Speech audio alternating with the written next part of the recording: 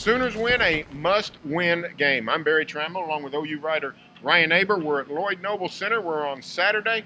The Sooners knocked Iowa State from the ranks of the unbeatens. And Saturday, it was an excellent game all the way around.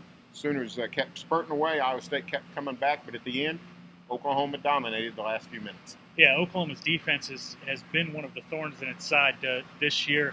They got a couple big stops at the end, hit a couple big threes to really turn this game around and come out with a big-time win that they had to have after losing to KU the other night. A couple of factors in this game. Number one, Ryan Spanger, with a dominating performance, really carried the Sooners down the stretch with his offensive rebounding. Finishes with 16 points, 15 rebounds, but gave the Sooners multiple second chances and really dominated the paint from a rebounding standpoint. Yeah, absolutely. Dominated on both ends in the paint. Helped OU outscore Iowa State 22-2 on second chance points, and that's as big of a key to this game as anything.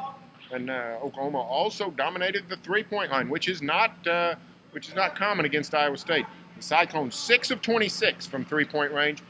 The Sooners 13 of 30. Buddy Hield 6 of 12 himself. Really, especially in the first half, that three-point shooting really gave the Sooners an edge. Absolutely, and Oklahoma has been really good in the first half three-point shooting since conference play began, but they hadn't done hardly anything from behind the line in the second half against Texas and KU. They started off the half today with 5 really quick three-pointers that helped them build a 13-point lead. Iowa State came back and took the lead there at the very end, but OU was able to close it out. Well, this was a very important win for the Sooners for this reason. You lose at home to Kansas on Wednesday night. You don't want to lose 2 in a row to a Big 12 contender at home. I thought this was a very pivotal game for Oklahoma.